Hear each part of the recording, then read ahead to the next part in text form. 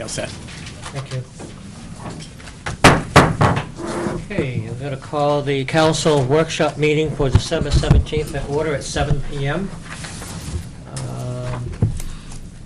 Councilors, have you all had a chance to read your packets? Yes. Okay. One item that's not on the agenda, which I'm not sure why it's not on there, but it's not, is the approval of the minutes for November 25th. That was a continuation of a business meeting.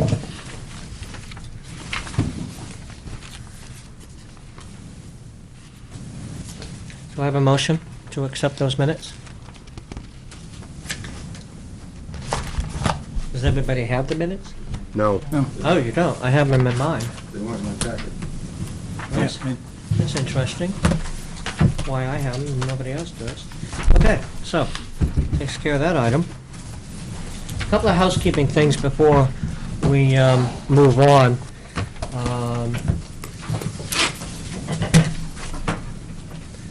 I had the opportunity on Sunday to be down at the DPW Rescue Center and happened to watch things in motion. And I think it's very much appropriate right now to thank all of the men and the women and the children, young adults, I should say, from the Explorers Club that volunteered and helped to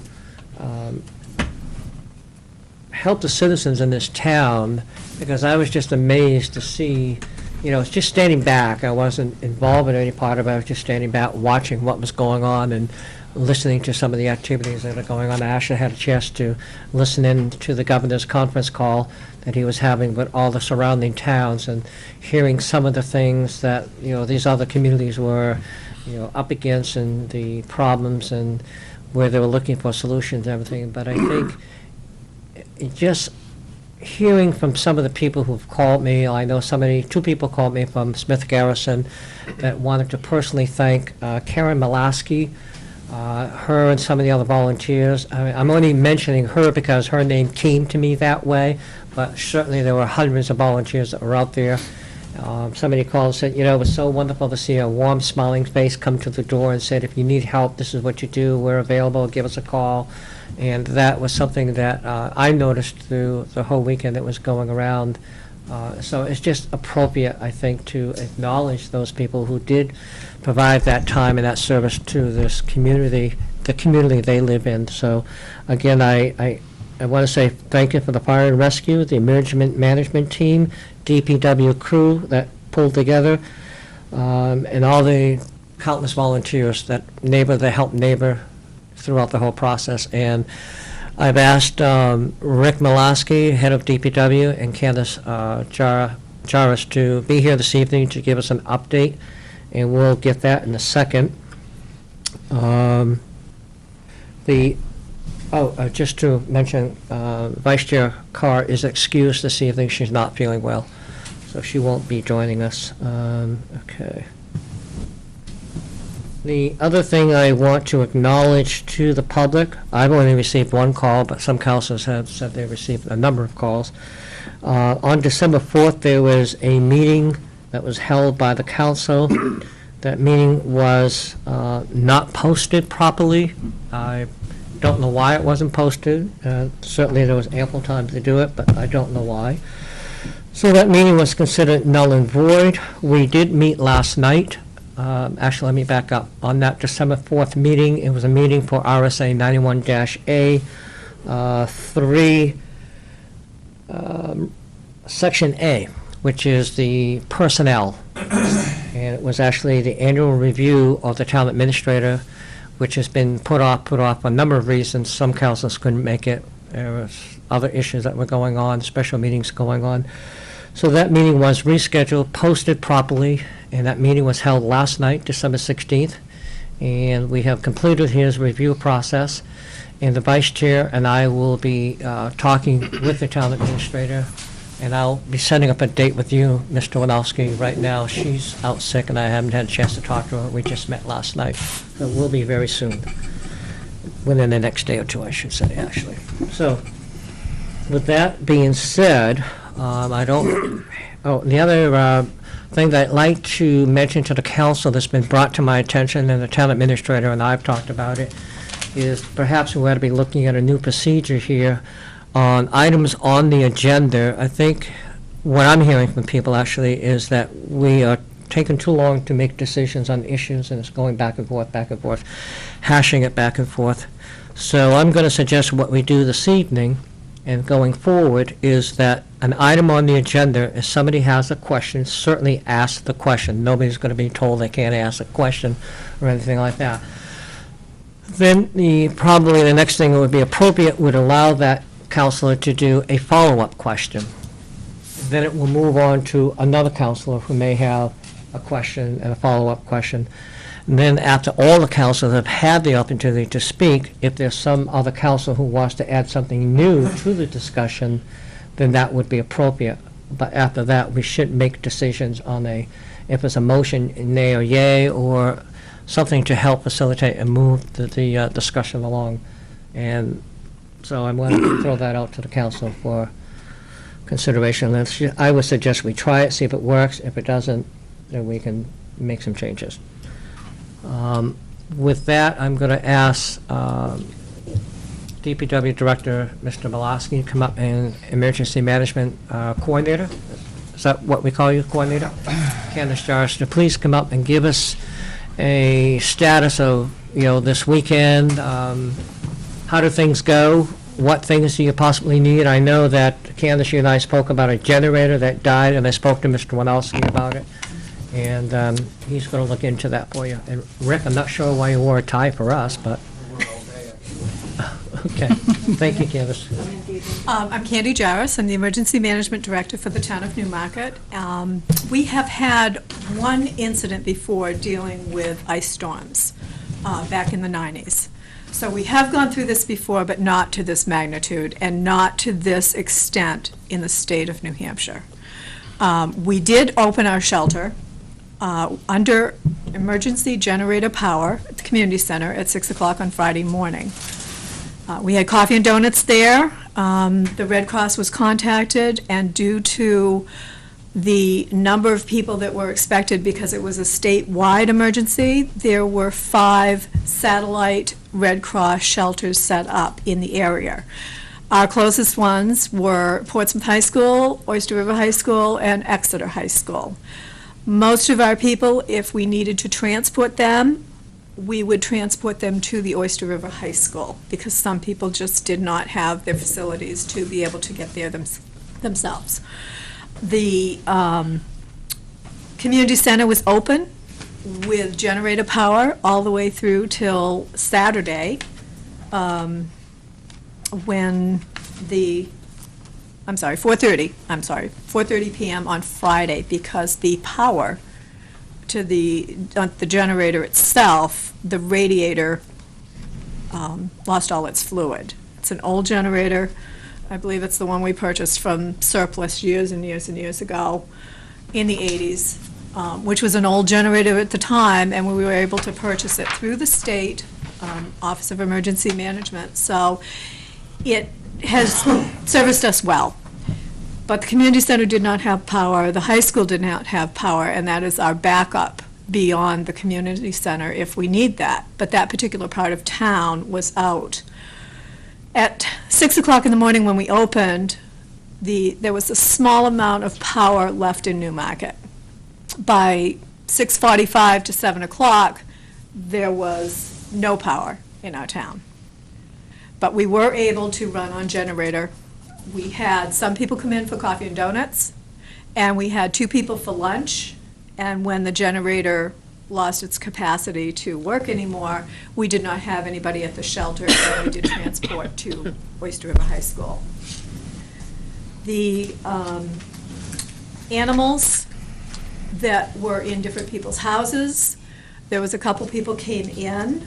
We tried to find available shelter for them.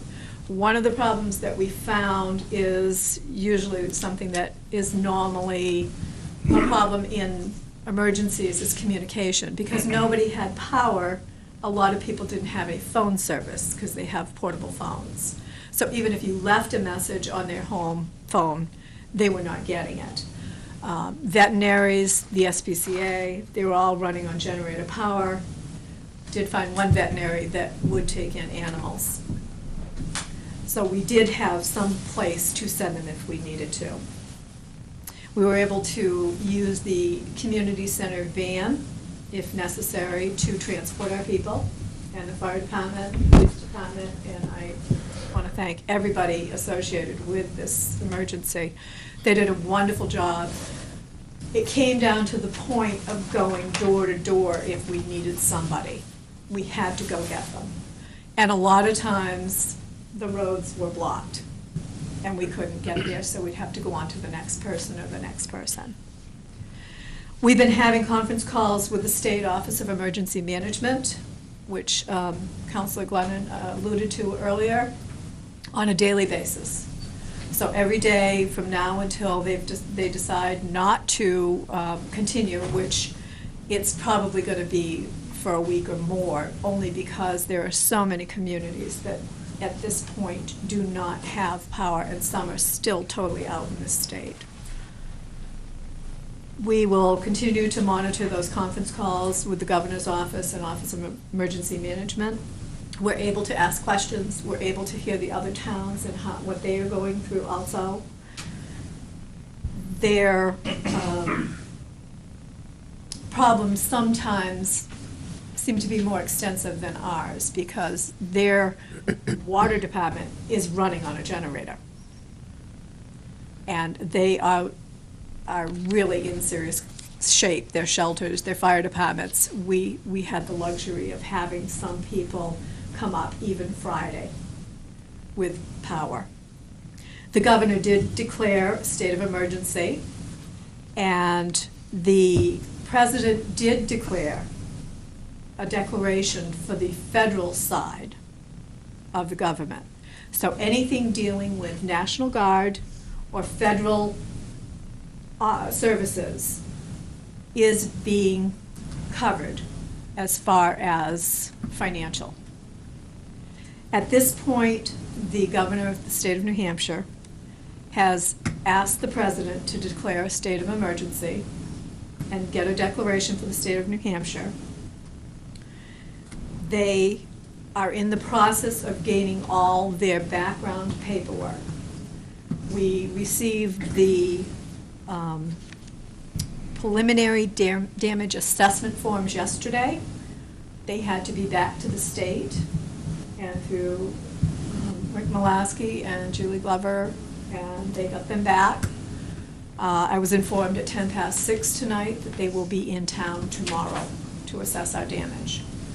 And I'll explain a little bit about how that works. When the team comes in from FEMA, they're flying in tonight, they go town by town by town, looking at these preliminary damage assessments to see how much damage you might have had. And this is estimated only.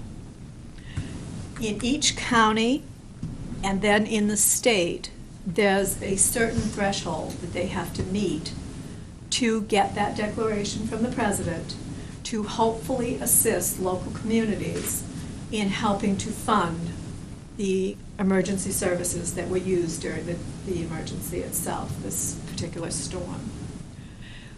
If we get that declaration from the state and the president, the town would be able to apply for funding for certain things, for certain items, certain manpower issues, certain equipment usages, and so forth. Being that the government will pick up 75% that they say that they will agree on, that they will fund for us. The state comes up with 12.5%, but local community has to pick up the additional 12.5%. But that could be wages, it could be time on equipment, it could be supplies, it could be whatever Public Works needs. Chief Sear needed in the police station for extra help during the emergency. We did find out that Sanborn Regional High School had a shelter that was pet friendly. So we did find out a little bit later that they were available to take pets. At the start of this emergency, just public service, not Unitil, not Exeter Hampton, or any other electrical service in the state of New Hampshire, they had 320,000 people in this state without power. By Sunday, they had it down to 190,000. Today, it is down around 70,000. In Newmarket, as of 11 o'clock yesterday, they were estimating we had approximately 400 people still without power, and that was yesterday. I do know some areas have come back on today, and I think Chief Mulaski can fill you in on some of that. The shelter that we're using now is been changed from Oyster River High School because they will be going back to school. They are now using the old Exeter High School, which is at 30 Linden Street, and I think the public needs to know that if they need shelter, please go there. They will have that open. There are signs when you get onto Linden Street to take you right to the shelter.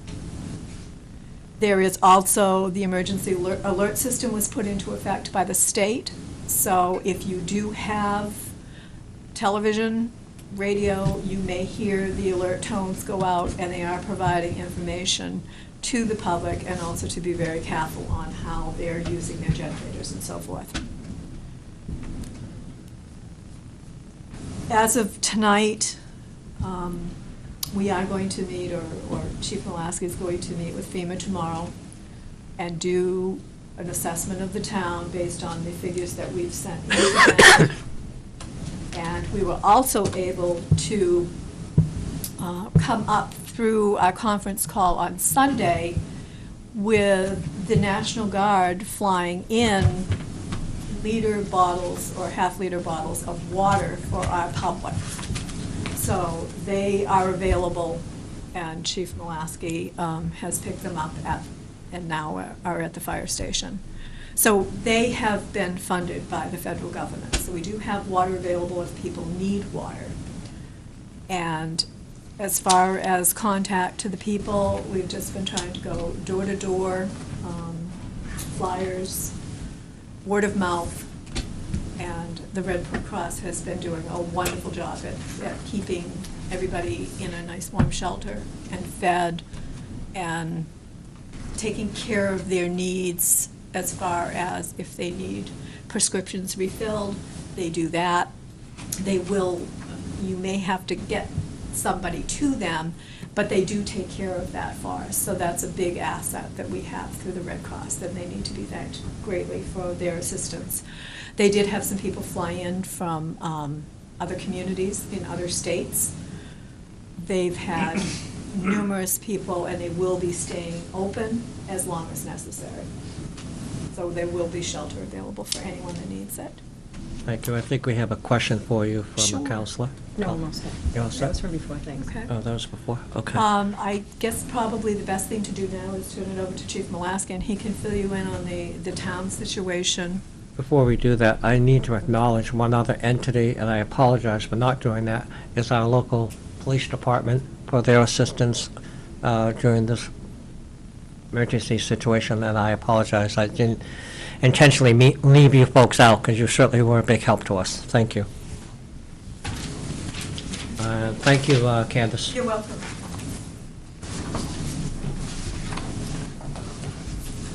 Currently, there's a couple of streets still up without power. They're down working on Dane Road and Garnet Drive as we speak. That should be fired up tonight.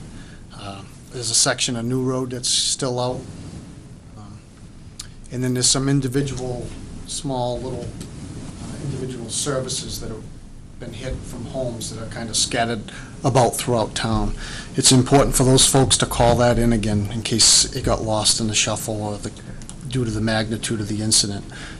They are encouraging folks, so if your service was ripped off your house and your street has power but you don't have power, they're trying to get the word out. We have somewhat of a list on that, and we provided that to PSNH, but there are some individuals that may not be on the list or assume they got called in and the information was taken, so it's crucial for those folks just to call again and Do you have a number for them get it to call? reported.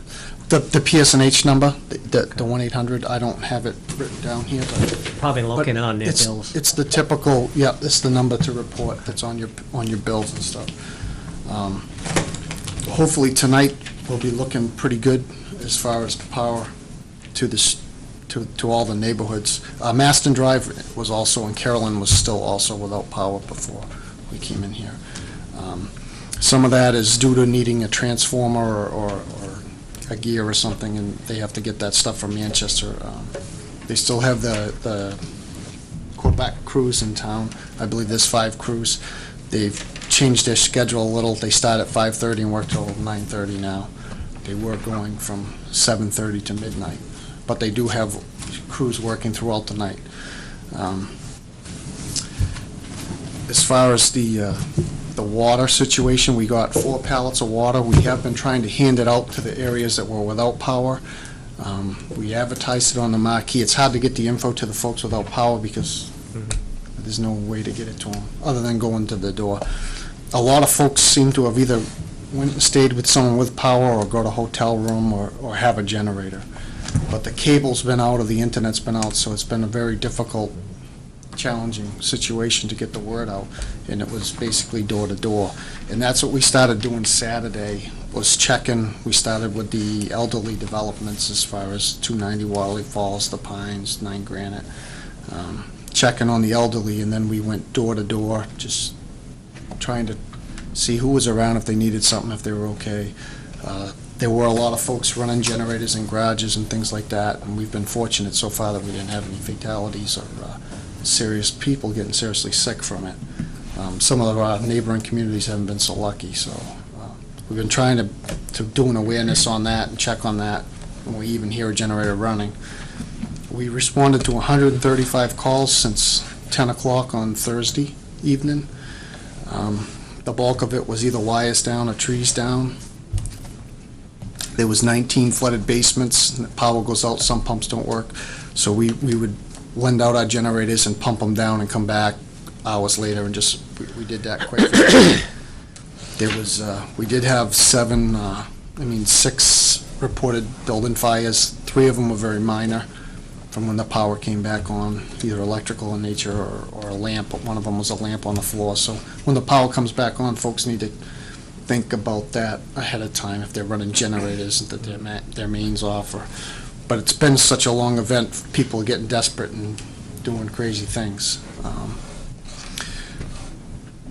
We transported 5 individuals to shelters that couldn't be provided with a ride, and we did 11 welfare checks, 2 mutual aid calls, and there were 26 different miscellaneous types of fire calls, from CO activations to fire alarms from the power being out and things of that nature coming back on. We do have the water, like I said, it's at the fire station. They're there during the day. We're trying to get the word out. We're trying to get it to the people that don't have power. And we're still going around checking on folks. I know a lot of the town will be powered up by tonight. So we're trying to do our best to get to those folks. It's been very busy, so it's been challenging, and a lot of folks aren't home. It seems almost easier in the evening when you could see either a candle or a light to know someone's there. As far as the debris, we opened up the transfer station yesterday from 8 o'clock to 3:30. For the rest of the regular work days, tomorrow's Thursday and Friday, same thing. It'll be open 8 to 3:30. Folks can bring brush in or spoiled food if it's in a town bag. They can put it in the dumpsters. I know a lot of people are losing food. Saturday, it'll be open the normal business hours, and we were going to kind of evaluate if we need to extend that further out for folks. One thing is the snow's on the ground now, so you can burn during the day if you come and get a permit, and permits are issued Monday through Friday at the station. Typically, there's somebody there, unless they're out on a call, and you can get a burn permit. And if you'd like to burn your brush instead of, if your property allows you to be able to do that, you can get a permit and do that. Now, we're supposed to get a lot of snow, I guess, on Friday, so all this debris is going to get buried. And that's a big question for FEMA, is if we have to wait till April to pick this stuff up, but we still, because there's typically a window of time where you have to do this. And that's a big question for everyone, and going to be a problem for everyone, so I think they're going to have to address that. The biggest thing is gonna be the time and the manpower. Obviously, we didn't have a ton of overtime for this. We had some. They typically only cover the overtime, not the regular pay, but we can get reimbursed for our equipment, whether it's a loader or the chipper or the chainsaws. So we'll find out tomorrow. There's not a lot of obvious damage other than the debris. You could probably build a house with the wood on the dam, that we're gonna have to get a crane in or something for that. We tried to clear it the other day, we got rid of some of it, but it's too dangerous to be hanging people out there to try to remove that. So that's something we're gonna have to work on. As far as in the developments and things, I have noticed people piling the debris up out by the road, and I don't think this magnitude of work is the destruction's so bad, we don't have the manpower to go around and do like a cleanup. But opening up the landfill is something, we're just trying to clean up the stuff that fell on the roads. And I think a lot of people think we're probably gonna do some kind of roadside cleanup. And it's, with the winter time and stuff, the stuff's gonna be there for a long time. And I don't know how we could possibly do that there's just so much debris out there in people's yards.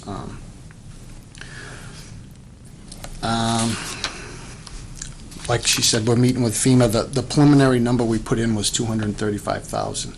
We did have some damage to a couple of generators. We lost a radiator, let go. It automatically shut down, so the engine and things, but there's some minor repairs to that. And the generator up on the hill for the PD, our generators are very old, surplus generators, something we may have to look at, because we did have some issues with generators. We finally did get the light tower, we were able to get it out of the plant, they had issues, and get it up on the hill because dispatch kept going down, and then we had to go through Durham. And so it was chaotic for a while for the police department. They lose the radio communications, and it's a very old generator, so we may have to consider doing something a little newer up there for things like this. It's been typically an ongoing problem, but not for, the power just came on there, I think, around 3, Mike, whatever time you got it is what time the PD got their power back for their radios. So that's something we will have to evaluate. But in those numbers for FEMA, the biggest thing is going to be whatever's out there for overtime and fire department. Fire department was the biggest hit on this, as far as those guys were working right through to Tuesday pretty regular. We broke the shifts up and going door to door. And the other thing I just want to clear the air, if trees are in wires and in the road, we cannot touch them. It's against the law for us to touch them. Some folks were getting frustrated that we weren't cutting trees on wires when the power was out, and we just can't do that. We can't take that risk, and if they catch you doing that, you can be charged. A gentleman tried to take care of one on New Road and ended up destroying his pickup. You just can't, we can't do that. And some people were getting frustrated due to the fact that we weren't taking care of those trees, and we just can't do that. I think that's pretty much it in a nutshell. I have a question for you from Sure. Councilor Fox. Rick, was there any damage done to the dam from all the debris coming down that you're aware of? It doesn't appear to be, no. It's all just kind of sitting there floating. And we did shut the gates. We tried a bunch of different little techniques to try to free it up. We did free up some of it, but it was just getting to, more and more is coming down. And is the town capable of doing that, or do you need No, someone like I'm gonna have to National get a- Guard or Army Corps of Engineers? Well, I'm in? going to have to get a piece of equipment, whether it's a crane or a big picker to grab it. There's some Yeah. pretty large pine trees that are on the bottom. They, root ball and all came down. And there was a large pine tree also in Riverside Cemetery that we had to end up taking down. It was leaning on a pretty good angle. We did get that taken care of. There's another tree, we took the top out of it, but it's down where they do the memorials, so we'll have to evaluate. That tree probably should come down, but for the time being, it's a pretty big pine tree. I didn't want to just cut it without talking with some people before we did that. Now, you just had a preliminary examination of the McAllen Dam, right? When you had didn't you just check it for We couldn't damage? do the drawdown, so we didn't get to do a good inspection Oh, on it. all right. So it's, Okay, yeah. because I was just wondering if you had done that, and then you find out after that we did indeed have some damage from this, although you don't think we did. Yeah, it'd be hard to say anything there is Okay. from the trees coming down. Great, thanks. I do have the number here for the PSNH, 1-800-662-7764. Still having problems. Thanks, Rick, and again, thank your staff, your crew for an excellent job. Yeah, I mean, we had, the pumping of the basements was challenging, just trying to stay ahead of it for folks, but the guys worked really hard and gave it their all weekend. A lot of people took Monday off just to help, and they had their own issues at their own properties, so I was pretty proud of everybody in the fire department and Public Works. We're getting, I mean, it just seems like every year there's something. We almost made it through '08, but, you know. We did. But, Thank maybe you. next year. Any other questions? Okay.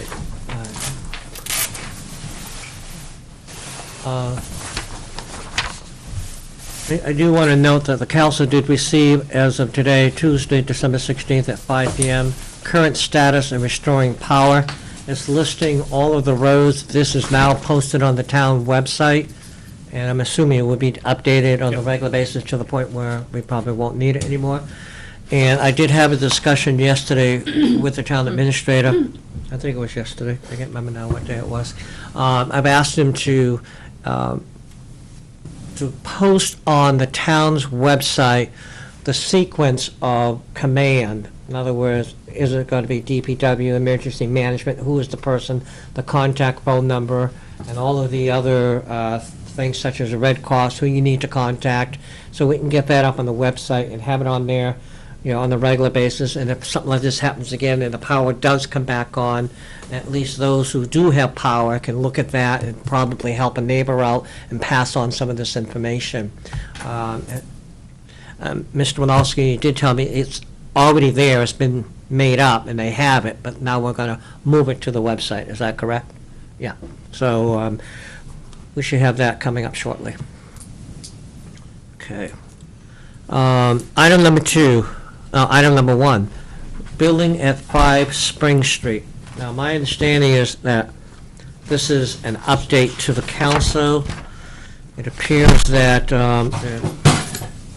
the development that's going to be done on that location, that property, is Mr. Henry Brandit. What he's saying here in the letter to the town administrator on 25 November '08, he identifies himself as, my name is Henry Bennett, and I am the owner of property located at 5 Spring Street in Newmarket.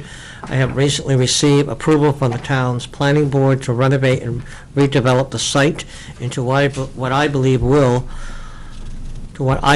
all will consider to be quite an improvement over the existing conditions there. As part of this renovation, an older building that presently sits on the front of the site will be demolished. And if you're coming down Central Street, it's that building right there in the corner. I don't remember what it used to be. It used to be an antique shop, I think, at one time, and a combination of different things. It has been suggested to me by some that this building may have certain historical interest to the town. I have recently met with Phil LePage and others of the Advisory Heritage Commission and afford them the opportunity to tour the structure. While the building is in need of certain updates and maintenance, all agree that it was in generally good condition and worthy of salvage. The purpose of my letter to you is to formally offer the structure to the town or any non-profit organization based here that may be interested in removing it from its own use, removing it for its own use. Please forward this offer to the town council. Should the town find it has no interest in the building, please then offer it to any other deserving agencies you feel may have an interest, and he provides his contact information. And I guess there's been a number of organizations. I see in this memo here, Rich Alprin, Phil LePage, Arlen Chappie, the council, Mr. Winalski, the code enforcement, town planner, and Newmarket Business Association. So if you could enlighten us to what they want us to do, is there somebody here that can speak to this? I don't think there's anybody here to speak to it. At this point, there are several organizations that are getting together to explore the possibility of moving it, where it would be moved to, what are some of the purposes that it may be used for. I guess there is a price of about $9,000 that has been floated to move the building, and I saw there's that. been some talk as to temporarily storing it over on the Spring Street lot. But the groups are getting together at this point to have some discussions as to the viability of doing that and where it's going to go, and also the future of it. I think there may be some people coming to the business meeting in January to talk a little bit further about that, as it's still in the formative stages. But Mr. Brandt came in, and basically what he was saying was, in addition to offering it, he would really like some kind of a decision prior to, well before April 1st, as to whether the building's going to be moved. Because after that date, he's looking to move forward with his project, because he's presently working on the building that's existing, which is an apartment building with 5 units, converting it into a 3-unit condominium, and come April, he's looking to start building and the new section, which will be another 3-unit building. So he's sort of setting a timeline that a decision has been made. It can't just continue on indefinitely, so. Okay, any of these people who are currently involved with this project, are they looking or seeking funding from the town in any way, shape, or form? Because I the think budgets are that's tight. something that they will talk about. There has been some interest as to involving the community, the town itself, asking the council whether the council has any use for the building, or, but to bring everybody together to formulate some kind of a plan of action at this point. Okay, but if it's funding they're looking for, it has to be put into this year's budget, and the budget process will be starting next month, so. Correct. It would it would have to be funding that may come out of this year's budget, that presently are not a future budget. At least because the initial thing that they're looking to do is to move the building prior to April to another location, which is about a $9,000 bill. Okay. That's one of the estimates they have. Any discussion from council on that? No? Okay, thank you. Item number 2, discussion of request for billing permit for Christopher, and I'm going to kill that last name, Gaziano? Okay, thank you. To billing on Class 6 portion of Mill Mill Road. I just want to alert the council, at a previous meeting, the council had decided to do a public hearing on this, and subsequent to that motion and vote on that motion, we found out, I believe, a couple of days later, that the council does not have to have a public hearing. It is actually up to the planning board to have that public hearing if a permit is granted. So because we already voted on that, what are the wishes of the council? Do you still want to move forward? I didn't put it down as a public hearing because it was, as I stated, we didn't really need to do that portion, but if the council wants to, we can do that. Or if they want to make a decision tonight, whatever the decision is, if it's a positive for the applicant, that it will move on to the planning board, that they will have their opportunity to do a public hearing. If it's a negative, then it ends, I guess, right here. And who's Mike P.? Councilor Pulaski. I did get a call from a constituent who brought up a couple of issues. One being that if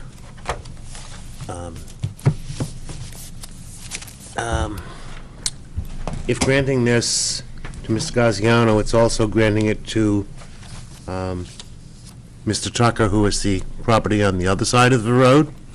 Okay, if I could do a point of order, the real question right now is, do we want to move this on to a public, or do we want to discuss it?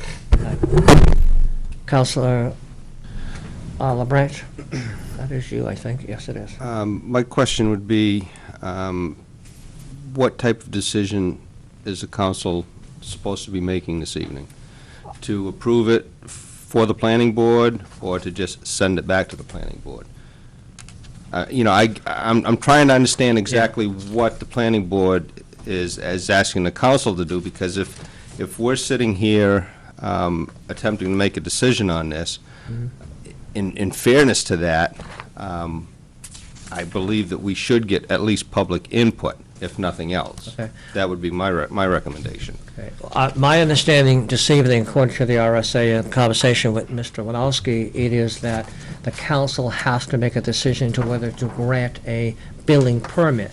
However, I've had another conversation this evening with Councilor Quarks, who has read a portion of the RSA.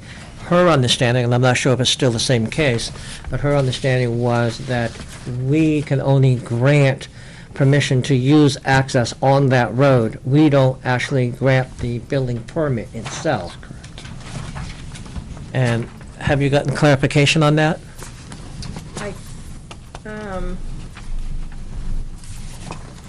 Yes, we can. I had asked Ed about it, and So, we do I was have under to the do that, understanding yeah. I that was it is the confused. council that has to make a decision to whether we will grant a building permit. Is that correct? That, Yeah. Ms. Shelton? She's shaking her head yes, no, down, up, around? Valerie Shelton, I'm here for the Planning Board tonight to answer some of these questions that are coming before you. First, relative to the RSA, the role of the Planning Board in this process is to provide review and comment to the Town Council. It is a policy decision from the Town Council. The Town Council's, or the governing body's role under the RSA is to determine whether or not they will allow a building permit to be granted on a Class 6 road. They're not actually granting the permit itself. That would be done through Dan Vincent's office. Does that clear up that Yeah. question? That's how I understood it. Right, thank you. Does that answer your question, Counselor? To some extent it does, but, I mean, Yeah. not being, I'll sit here and tell you, I'm not all that familiar with the RSA's as far as, you know, the road width and everything else. I mean, we did the site walk out there. I understand the location, I understand the condition of the existing road out there. But it's hard for me to sit here and make a decision, you know, based on hearing both sides of the argument as to whether, yes, allow it or do not allow it. It's a little difficult for me to not have a conversation with both sides present at the same time, if you understand, to have the debate on it, I guess, if nothing else. When you say both sides, are you referring to the developer and? I'm referring to people that are for this Okay. project and people that are against this project. Okay. You know, it gives me a better feel for, you know, I do know I've done a little bit of reading on it, and on a Class 6 road, generally it's like 600 feet in. I know this particular development is 800 feet in.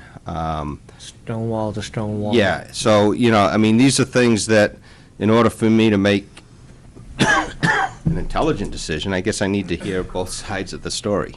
Okay, but you do understand that Oh, I it is understand. not required that the plan, I council- totally understand okay. that, you know, but I'm just saying, if it's even in front of me, for me to make any kind of a decision on it, I really need to hear The other side. the arguments, Okay. I guess. Would the arguments not be dealt with at the planning board level, where we're just saying at this point, we would, as you had stated, Mr. Shelton, allow you the ability to move forward for a permit? We're not issuing the permit. At that point, it does go to code enforcement, code enforcement, and then it might get shot, which it probably will, more than likely go to the planning board for process. You know, I mean, I think what we need to do is deal with the facts that have been presented to us, and I also will recognize that the applicant has not had an opportunity to address the council, and that has to be a process that they can go through also. Michelle? Just to be clear, it will only go to the Planning Board if that is a condition of you granting, if you will, rights to build on the Class 6 road. That would have to be a condition of your approval. That is not an automatic. That was our recommendation to the town council, that should you agree that it is in the best interest of the town to allow construction on this portion of Neal Mill Road, then our recommendation was to have that a condition that the applicant comes back to the planning board so that the planning board can deal with the issues relative to adequacy of the road, drainage, utilities, road construction, the technical natures that would address the public interest, if you will, and the protection of the town's interests. And you're referring to your memo of October 15, 08? Correct. Okay. Well, I guess the question is still out there. It's not needed, but if the, oops, you have lights on. It's not needed, but if the council wants to do a public hearing, that certainly is the council's decision. And Mr. Bergeron, Councilor Bergeron. Well, I mean, on the agenda, it does say discussion of request for building permit for Gaziano. Right. Are the principals here this evening? Can we discuss this evening? Is everybody, I don't have a problem. I mean, if everybody's here, let's get it going, in my opinion. Councilor, who wants to go next? Councilor Pulaski? I agree that we should, if both parties are here, we should be heard. Okay, that's two. Make a valid decision. Councilor LaBranch. And I think that we need to stay focused on the fact that we're just looking to allow on the road as opposed to, you know. Access yeah, on that road. Access on that road, allowing the access on that road, as opposed to actually looking at the scope of what's going down there. I think that's probably. I think that's a fair assessment. If that's what we're being asked to decide, you know, will we allow someone to access that Class 6 road for building purposes? That's what we should be discussing. Okay. At this point, I'll ask the applicant or its representative to come up. Please state your name and your address, please. Thank you. Excuse me. My name is Mark Sullivan. I'm an attorney with an address at 27 Front Street in Exeter.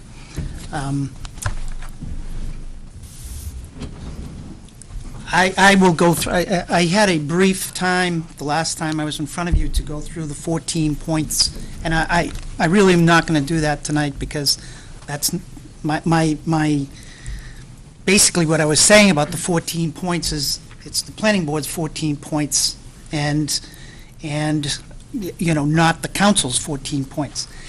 The statute itself says that the local governing board, that's the town council, after a review and comment by the planning board, which they've done, and they've commented, has voted, now that's what we're asking to do, voted to authorize the issuance. Mr. Gaziano went through the formality of applying for a building permit, and it was denied, which it was denied because it's a Class 6 road. So the vote by the board tonight would authorize the issuance. It would tell the building inspector that, unless there's another reason, the reason he denied the permit is no longer there. And one of the conditions, though, in this particular case, because it's not a run-of-the-mill application for a building permit, is that the nuts and bolts of this goes back to the planning board. And that was our understanding at the time the planning board sent this information to the town council. We were in the middle of paying for a engineer that would represent the town and pretty much say what we had to do on the Class 6 road, when I think it was Diane Hardy suggested, rather than go through that in the expense for my client and for everybody, in the trouble for everybody else, why don't we, you know, we'll go to the town council to get the general okay. And if you get the general okay, then we can come back and we can address the 14 points that were addressed. Now, when the council and everybody refers to the opposing party, I don't know that there's an opposing party. There is an opposing ideology, I think, and that is that the opposition to this application at the planning board sessions and here has been essentially people who have an interest in conservation, which there's nothing wrong with that. What the board, I think, has to understand is that this is private property. The conservation, that the town owns the road, the Class 6 road. The town doesn't own anything on the road. It does have an easement, but doesn't own the property. And the road goes all the way down to Newfields, And there's no other owner except my client and Mr. Tucker, I think somebody mentioned. And Mr. Tucker has a subdivision before the planning board for his piece to break it into two pieces. And so when we were talking about this being a decision that might have large ramifications for the town, it really doesn't, because Hersey Lane, which I spoke about before, is really just not developable. I've gone and looked at it, and so, but the other thing about this is that there are houses on Hersey Lane, which is a Class 6, so there is precedent for that. Whether allowing my client to build a single-family home on a 33-acre piece is going to affect the conservation efforts of the town is the question that's being presented by the other side. They have said that this is wetlands, that this is it's near conservation land, and this is all true. This is a nice area. This is all true. It's undeveloped. But bear in mind that these arguments that they make also work, for us, in the sense that this is a 30-something acre piece of property that there's going to be one residence. Yes, there's a couple buildings.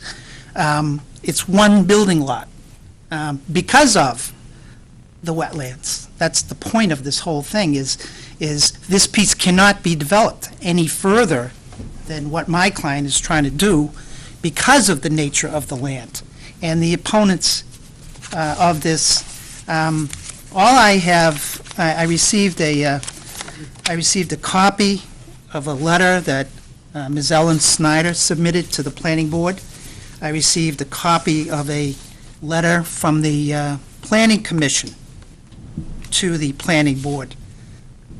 And then the last time I was here, it was mentioned that something about the wetlands, and I received a copy of the colored picture that everybody was talking about. Now, and I assume the opposition here will stand up and say, there's wetlands, and there are wetlands. There's no question about it. My client has, and I think it was also indicated that they didn't know where the house, barn, and area relation to the wetlands. They're staked out. My client staked them out, and him personally, and I think on the site walk you could see the stakes and where the buildings were, and you will note, or you won't note, but the areas that he has them staked are the areas that you can point to in this map. The dark green areas in the upper left of the site is a large non-wetland, and then a little further over you'll see looks like a pork chop shaped green area, and that's where the house goes. But aside from that, basically the opposition's position is irrelevant at this point. What they're saying is that the road, they're concerned about the road. We're concerned about the road. They're concerned that can we get fire apparatus there? That's what we want to do it too, working with the planning board to do that. They want to know, about putting a, staking out where the house is going to go. We have to do that too. We have to go through the planning board for all of that. But the idea that the council shouldn't grant a building permit because of these arguments that there are wetlands, that there's that there's a Class 6 road, we don't know what's going to be happening, are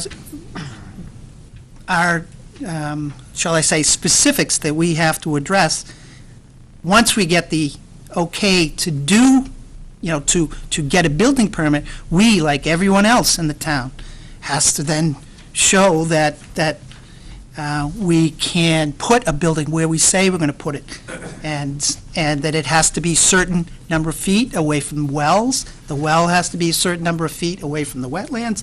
This is all, everyone in town has this same problem.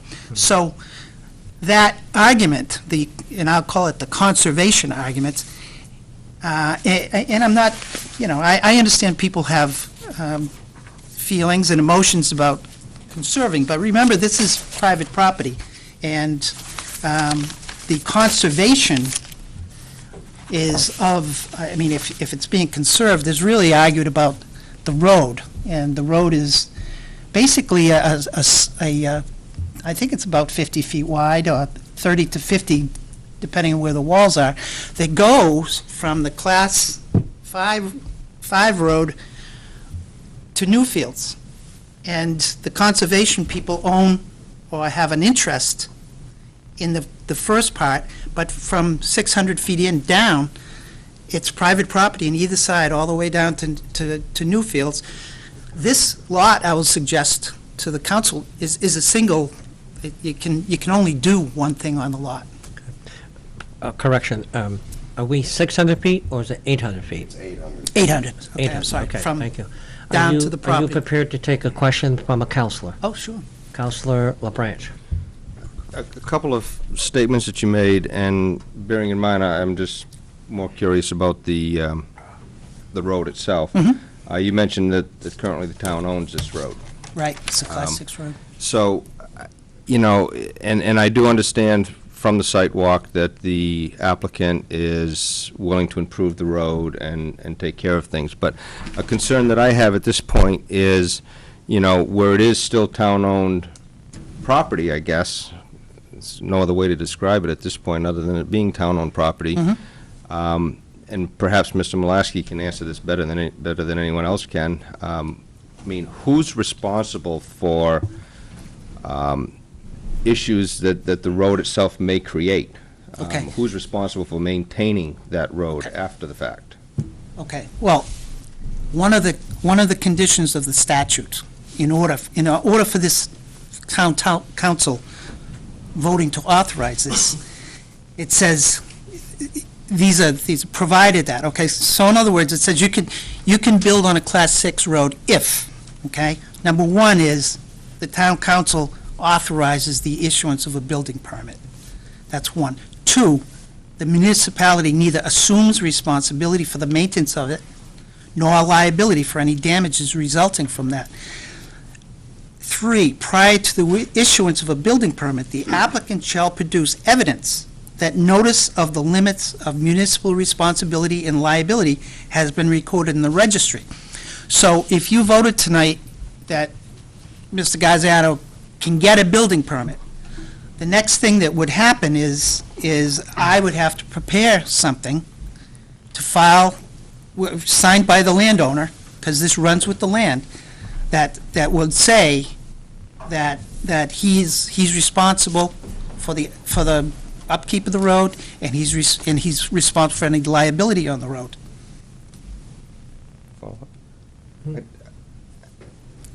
I guess the concern that I've got right at this moment is the fact that you're referring to the town council as issuing a building permit. I'm saying voting to authorize the issuance. Okay. We all know that the building inspector or code enforcement issues, but he can't right now because it's on a Class 6 road. So once that happens, he says, I can't do it because you're on a Class 6 road. We then come to the town council and say, would you vote to authorize him That's what this to is. issue a building permit? And if you vote to authorize him to do it, the next thing that happens is he won't issue it until I, or my client, record prior to the issuance. I have to produce evidence that the notice of the limits of liability have been recorded in the Registry of Deeds that run with this piece of land. Which you've indicated you would be willing to. We have to. I mean, we can't get a building permit without it. That's the point. And I guess the only hang-up I've got through this whole thing is the fact that, it would be a lot simpler for me to understand the fact that I'm just telling you that as far as myself as a town council is concerned, I don't have an issue with utilizing that roadway. But from my perspective, that's as far as I want to go on. That's as far as you go. Granting, if That's that as far was. as you have to go. But I guess the wording of, the building permit is the part that really kind of throws me a little bit. I'm just Yeah. not How comfortable with the so? wording. The building permit, if we just say to him, go ahead, now you gotta go through the process, which is the building permit itself, then the planning board and all these other things. He may be stopped at that point somewhere along the process because he can't meet those requirements. We're just saying here tonight, it is a town road, Class 6 road. We're saying to you, we're gonna approve you or not approve you to go forward in requesting a permit. That's all we're saying. We don't get into anything else related to that. That, to me, in my mind, we can put conditions on it, which my recommendation to the council is that we follow the request of the conservation, which is item number 1, and those 3 bullet points as conditions of approval on this, if we grant it tonight, and let him go forward with these conditions of approval, and then seek that permit, and then go through the next steps that are required. Because my concern is, we've already set precedent. We've already done it up on Hershey Lane. It's not to say because we did it once, we should do it again, but we've set precedent. Go ahead. Mr. Mulaski, are we more than 600 feet into Hershey Wood Building? We are. And would there be a requirement where, I believe the RSA states 600 feet? Would there be a... No, the Well- RSA doesn't mention any distance at all. Okay. You read that from, No, I did not read From- that, sir. Please don't. No, he is saying... I'm going to try to say where you might have heard that number, because it's not in the statute. I think we heard it on the sidewalk, didn't we? Yes, it was on the sidewalk that it was discussed 600 feet, and we're going 800. So my question is that a ZBA call, or is that something that we can also approve? I will refer that to, I'm not on the ZBA anymore, so I don't know. Well, I I'll you know... refer that to Val. She might be able to answer Yeah. that. Attorney Sullivan is correct, that there is nothing in the RSA relative to prohibiting the issuance of building permits if they're beyond 600 feet in. Right. There are several communities that have adopted specific sites, whether it's 600 feet, 1,000 feet, 1,200 feet. There's nothing within any of the laws. It all relates back to the policy that the town wants to adopt relative to that particular road. Right now, we have, And we have none, correct? Okay. 1,000 feet. We have For- 1,000. For distances of roads prior to another Right. access or Yeah. things of that Yeah. nature. under that condition, yeah. Okay, I'm good, thanks. Okay. And Councilor Fox. I'll let Jim go first, and then I'll go. I know, did you hit your button? No, it's up to you.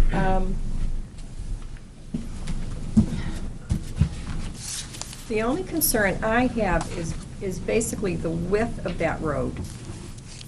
Is that? The width of the largest fire truck in town is about 8 feet, would you say? That's the largest fire truck in town, is about 8 feet in width, and that the road itself now, that we went on the sidewalk, remember, it's been left by the town and not maintained, and so trees have grown within the roadway. But the road itself is the stone wall to the stone wall. It's pretty wide, and easily wide enough for,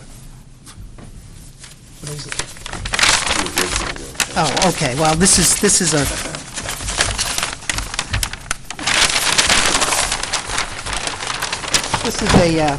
proposed roadway improvements that we submitted to the planning board.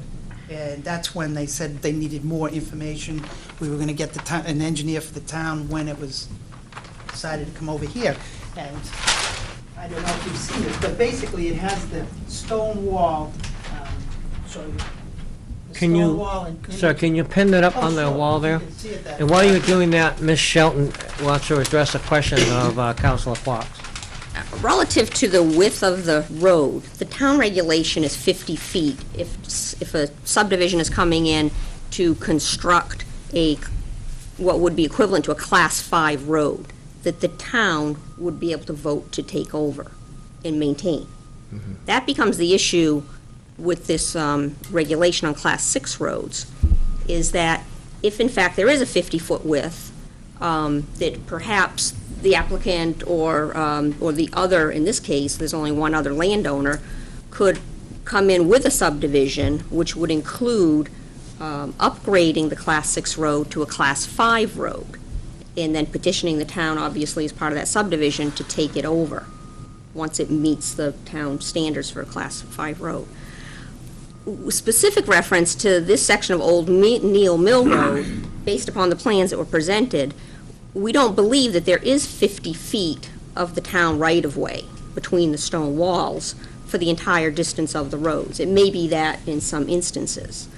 So with regard to that, in order to subdivide the land in what would be greater than 2 possible building sites, 2 lots of record, to subdivide either one of those in the future, the planning board would have to vote to waive their subdivision regulations relative to the road width. It's not saying that they can't do it or wouldn't do it, but they would have to vote to do that. But those And are in- 2 issues for the planning board. They're planning board issues of whether or not this road could eventually become a Class 5 road that then the town would potentially be obligated to take over. But under, but under those circumstances, if it's still, if he does improvements to use that road to get machinery to build his house lot, and it falls, it's not 50 feet all the way, so therefore it would still remain a Class 6 road, an improved Class 6 road. Right. So therefore, if another developer wanted to come in and put more than 2 homes, he couldn't do it because it's still just an improved Class 6. He couldn't do it because he would have to go through the subdivision regulations Which to requires a 50 subdivide foot. that property. Right. And And in order to subdivide property in Newmarket, you have to have frontage on a Class 5 road or better. So he Right. would have to either get a variance or a waiver. or a so- waiver from the planning board. But would he be able to actually get a waiver on a Class 6? Or would he have to come back Not for before? Well, Wait, let me finish. okay, sorry. But would he have to come back to council again, the new developer, to get, like this gentleman's coming before us now? Would he have to come to council as well to do that? It's the planning board's understanding that, and from the RSA, Attorney Sullivan will probably speak more directly to this, that if the council is granting the authority to issue building permits on this portion of the Class 6 road, then Mr. Tucker, who owns the only other lot of record that allows building, would allow building potential, he would not come before the town council, but he would have to file his own limit of liability in the Registry of Deeds for the building code enforcement officer, inspector, could issue him a permit. So it's the permit is, the limit of liability is not the sole burden of the current applicant. It's not going to cover the budding owner, if you will, Mr. Tucker's liability. And Tucker He would would be- have to file his own. And Tucker would be limited to only 2 house lots? No, and I just No? wanted to make that point, clarification, I just don't- one thing. Mr. Tucker's subdivision was approved by the planning board. The subdivision was approved by the planning board because the lot he was subdividing off had frontage on the Class 5 portion of Neal Mill Road. Okay. He still owns substantial acreage, and his remaining frontage of that acreage is on the Class 6 portion. So at this point in time of record, there are only 2 lots of record, there are 4 lots of record on the Class 6 portion of Neal Mill Road. Of the 4, 2 have the conservation easements across them. Does that clarify that question? I just want to caution the council here and people who are talking to this, that some of this is straying off to the planning board issue, some of this is straying off to the Tucker property. We're here to deal with specifically what the applicant is looking for. You're actually dealing with whether or not the council authorizes the issuance of Right. building permits on A Class this 6. portion of the Class 6 road. Right, exactly. Not specifically what this applicant wants to do. It's whether or not you're willing to grant the authority to issue those permits. Permits, plural. Any permits. Any Once per- you're saying yes, Done. Okay. yes, if, they meet, the conditions, then Well- grant the permits. I mean, just, if that's true, see, I think it's a, I think it's a per case. You have to look at it each case. And the reason I say that is if it's true that if you grant this issuance of a permit to my client, that you have to grant it to Mr. Tucker, then you've already granted it to people on Hershey Road. So don't you have to grant it to my client? And my answer to that is I would like it to be yes, but I think not. I think it's an individual application because it's a different place and the land is different and distance and all that. So I disagree that once you say you can get a building permit on a Class 6 road, that you are precluded from denying someone else, because each case is different. Unique. And another- I put this up just to show, the outside here, that's the wall, and in here is the track, as you can see, and there's distance on either side. See where it gets real wide right here, but there's distance on either side. So the town owns within the wall, and the road, as that we were walking on, was really a narrower portion within that wall. Can you show us where your building might be? Show- Yes, Mark, Proposed you gravel have that. drive. Mark, I'm you sorry. have that. No, I mean, on that picture, I don't need... We have a plan that would Here's the old, shows this is the where, front. here's the edge of the pavement, Okay, here's the old Lee Road, remember that went to the side? yeah, And this is the beginning here of the Gaziano property, oh, okay. okay? So this is the difference. The distance, okay. And as you can see, it's right here is the widest. We have a question from Councilor Bergeron. Well, one of my concerns is, Mr.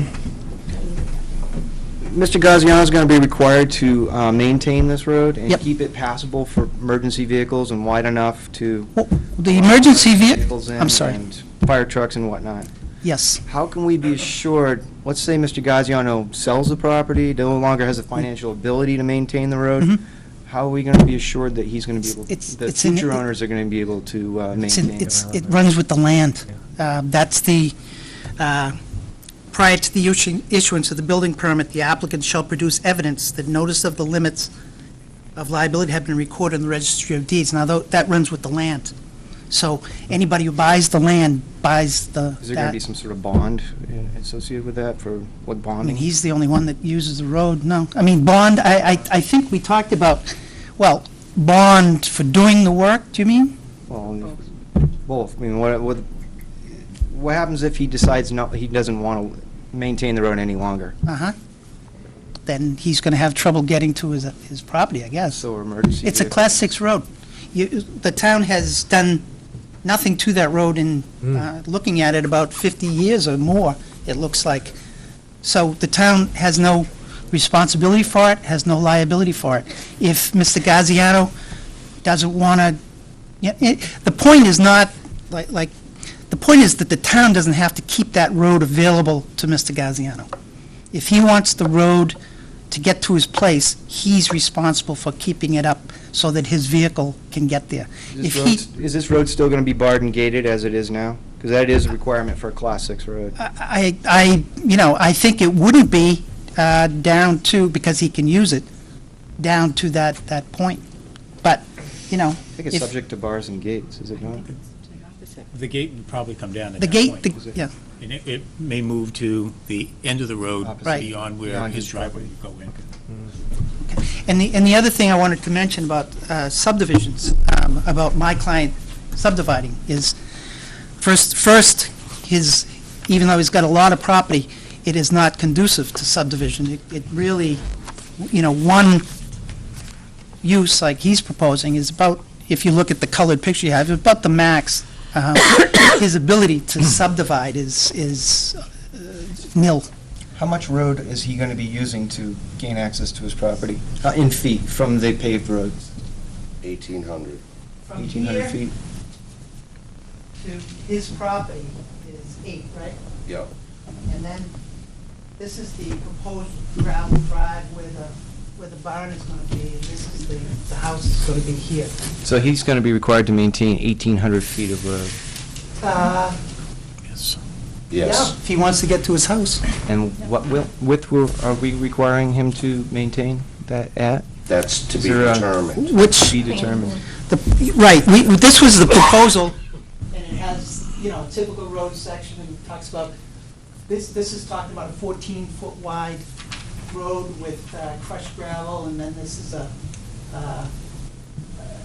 crushed gravel with riprap, of stones. So the planning board will be determining what the construction of this road will be. Determining what the Engineer typical that road the looks planning like. board has recommended.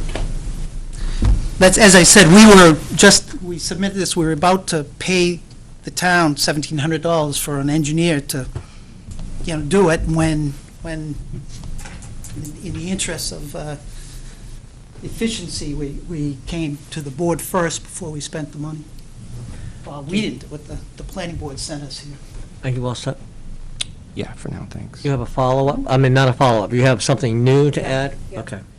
If the council approves that, and say for some reason the road is not maintained properly and the fire trucks can't get there to put a fire out, can the town be held liable? No. Because the road wasn't passable and No. no high standard of proof that it wasn't passable and so forth and so on? It's just like it would be now. You have no obligation now, and... And so basically he's... And just because you allow him to put a building, it's only with the condition that we still don't have any liability. And Meaning he the town. acknowledges that and Yeah. records it. It runs with the land, so if somebody else buys the land, they buy it knowing that it's a Class 6 road, that if they want it in a certain shape to get to their place, they're responsible. Then he'll have a 1,000-foot driveway, I believe, Yeah. about, so, Well, well, it's 800 and then 1,000. Oh. And then 1,000. So then you can kind of consider the extension of the Class 6 pavement is like a glorified driveway Yeah. for him to access his except it's property, not being basically, yeah. Okay, all right, thank you. Okay, I want to wrap this up. Is something new you want to add, or? I have a bit of confusion that I need clarified. Okay. Pulaski. What we're doing, this is my understanding, is we're authorizing the issuance of building permits on the Class 6 portion of Neal Mill Road. Is that correct? No, not permits, permit. To Mr. Gaziano. Right. I'm sorry, Chair. To Mr. Gaziano only. Can I He's, read the RSA so that the council clearly Yeah. understands what they're Please doing? do. Which one is it, Phil? It's, We have it already. 674-41. Public will hear it. okay. Yeah, you folks already have a copy of that in your packet. No building shall be erected on any lot within the part of the municipality, nor shall a building permit be issued for the erection of a building unless the street giving access to the lot upon which such building is proposed to be placed, in the next portion of C, is a Class 6 highway, provided that the local governing body, after review and comment by the planning board, has voted to authorize the issuance of building permits for Permits. the erection of buildings on said Class 6 highway or a portion thereof. So the issue of whether or not a permit was, or permits have been granted for Hershey Lane is not applicable to this case. We're dealing with this road, Right, said right. road, Neal Mill Road. Right, no, I think we understand that. So you're only dealing with this issue once. Right.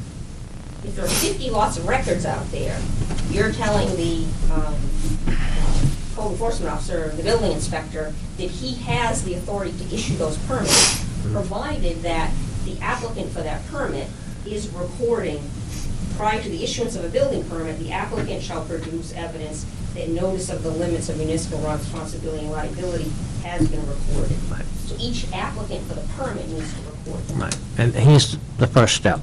Correct. So, Thank you.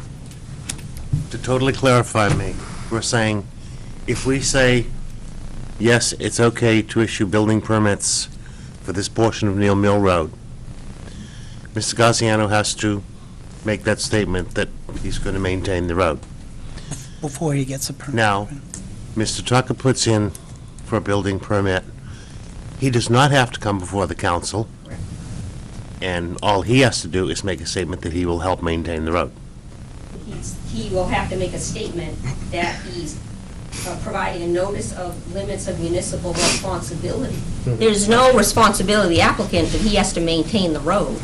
He just needs to give notice Of liability. that there's no liability to the town Right. for Okay. anything that is happening on that road. Okay, thank you. Something new? No, I'm all set. You ask what you asked me. All right, does someone want to make a motion here at this point? Oh, okay, I'm sorry, I didn't mean to. Order. At Yep. the last town council meeting, you did vote to have a public hearing.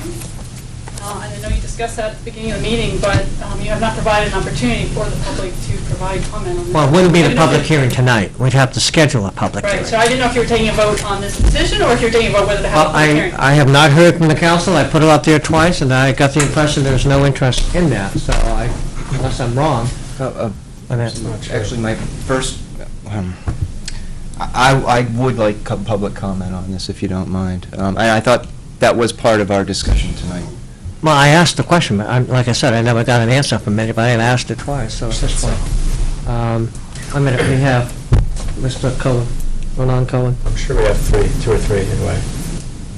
Oh, we're not going to do the public comment tonight here, because we haven't posted it. That's why we can't do it tonight. It has to be posted so many days in advance. We didn't post it, did we? No, but nothing precludes the council from accepting public comment from other people, as to... Oh, yeah, I'm going to Yeah, take and their that- comments, but I just don't want them to understand that this is a public session, because we haven't advertised it as a public session. Public comments, I will definitely take those tonight. I don't have a problem with that. But I think we should decide here, do we want to do a public hearing and post it?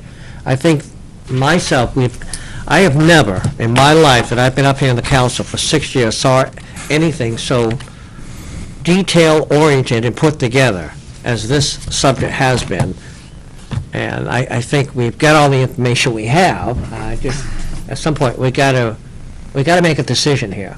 I mean, sending these people back and forth, back and forth, back and forth.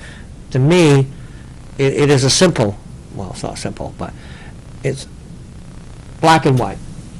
Are we going to issue the authority to the applicant to move forward, go to the code enforcement, the building inspector, whoever the heck it is, to get a permit to build? Everything else after that falls in the jurisdiction of the code enforcement and the planning board. And public hearings will be held at that level. We are not required at this level to do it, however, I'm not opposed to it. And Counselor? You All right. didn't. And Counselor? I'd like to make a motion to move this to a public hearing. I'll second that. Go ahead. Discussion now. I understand the motion and everything, but I guess if there's someone in the audience that wants to speak specifically relating to the access, the road, Mhm. I just feel it's in fairness to them Yep. that they can talk to. Personally, I'm not concerned about if it's wetlands or easements. I just want to hear about the road, And I think that's fair, and that's the way I would have And- worded and- it too. and the rest would be for another day. Okay. Anybody want to come to speak to that specific issue? Ellen Snyder. Pardon? No, ladies first. I know he's got a tie on. Do we have to get the motion off the floor to do this? or- Yeah, we would. We have to. my second. I'll rescind my motion. Okay, thank you. Hi, Ellen Snyder, 26 Johnson Drive, and a member of the Conservation Commission. Just for the record, I did want to read the recommendations from the Conservation Commission dated December 15th that was provided to the Town Council. This is a follow-up to our previous comments dated September 15th that were provided to the Planning Board and the Town Council. The Conservation Commission is submitting the following comments relative to the Class 6 Neal Mill Road. If the Town Council does decide to allow development on this Class 6 Neal Mill Road, the Conservation Commission recommends the following conditions prior to the issuance of a building permit. And just to be clear, I think in earlier discussion, these would be conditions that you would put forward if you decided to allow development on the Class 6 road. And it doesn't state that here, but in hearing the discussion tonight, I believe that would be conditions that would apply to anybody who came forward for a building permit, or could apply to anyone who came forward. I'm not clear about that myself, and let me just read the recommendations. wouldn't think so. Recommendation 1 is to follow the 3 planning board recommendations included in their October 15th, 2008 memo. These include, in brief, apply the planning board process and standards provided under the Newmarket Chapter 5 subdivision regulations related to design standards, roads, drainage, utilities, and emergency services. Ensure no commercial activity, and obtain legal review of limits of municipal responsibility and liability. The next recommendations are from the Conservation Commission. Before receiving a building permit, the applicant should provide the following information to the Newmarket Code Enforcement Officer to ensure that any building meets the Newmarket zoning regulations and any other regulations. A, provide a certified plat plan that shows the following: wetlands, prime wetlands, hydric A and B soils, and floodplains and associated setbacks in the zoning ordinance. These wetlands and setbacks should also be flagged on the property.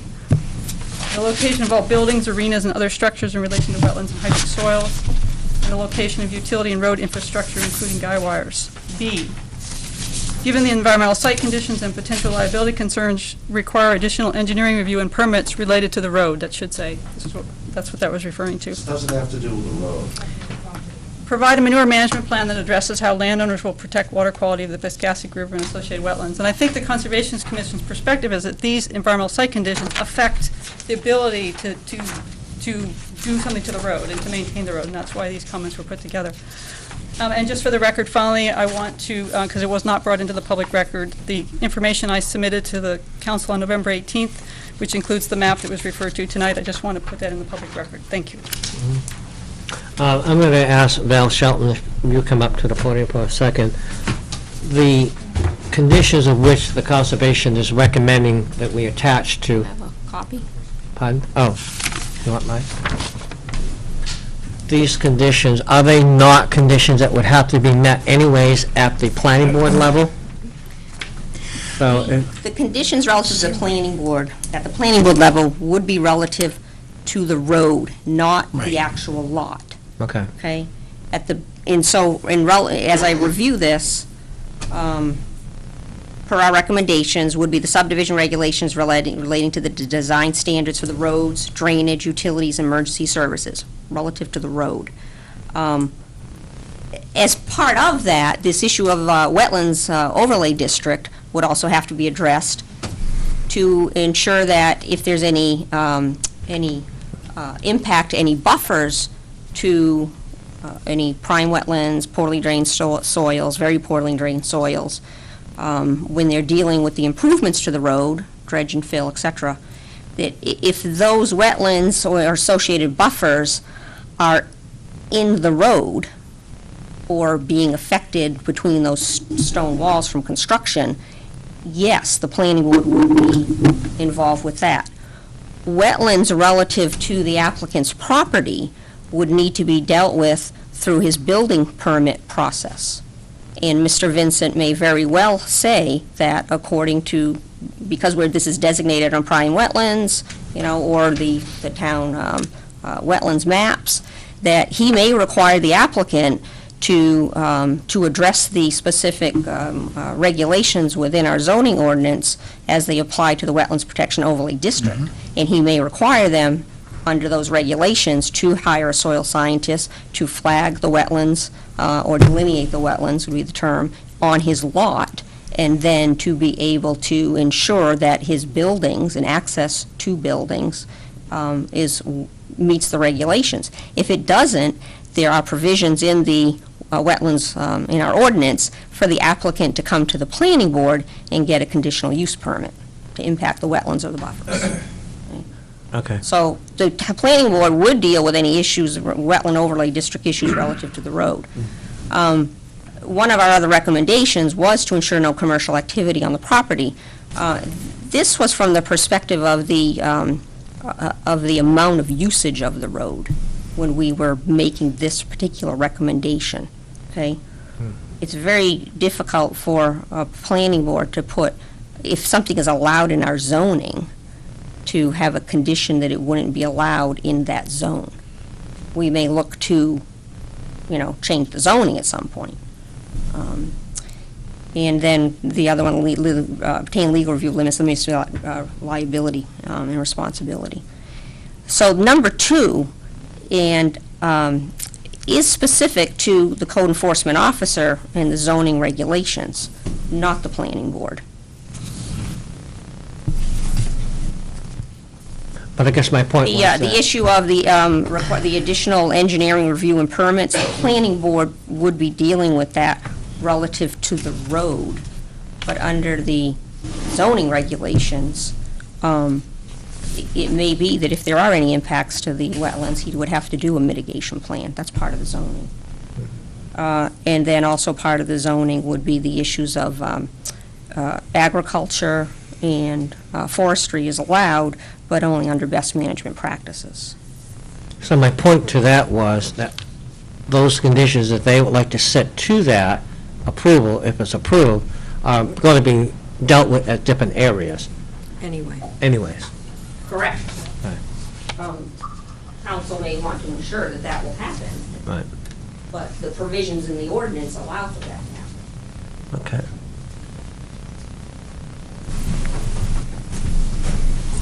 Sarah Callahan, 1 Beach Street. I have a couple comments. I'm glad that it was clarified that the actual issue that you're dealing with is the road and not this particular permit. And I really wanted to make sure that the town council understood that it's not necessarily that, what the RSA requires you to do is to create a policy regarding where and how far down or where on a Class 6 road you can allow for building permits to occur. There's a great publication, A Hard Road to Travel, that's put out by the LGC. I think it's the Legal Governing Council, which is, I'm assuming you're all familiar with that. It's operated out of Concord. It's made up of a bunch of lawyers who basically their job is to analyze RSAs and help towns and communities out. This point says that a Class 6 highway, so, a lot can be built on, I'll paraphrase that, can be built on a Class 6 highway, but only if the governing body, after consulting with the planning board, has adopted a policy allowing building on that particular Class 6 highway or portion thereof. And so what I would ask is that you actually work on creating a policy regarding and that's really, in my understanding, that's really what has to happen, is a policy has to be created saying that you can build up to 1,200 feet down this Class 6 highway, and that can happen anywhere along that 1,200 or 1,800 feet down, or this portion of it. And it's a policy. That policy could include that no commercial development can happen along this portion of the Class 6 highway. That's your policy.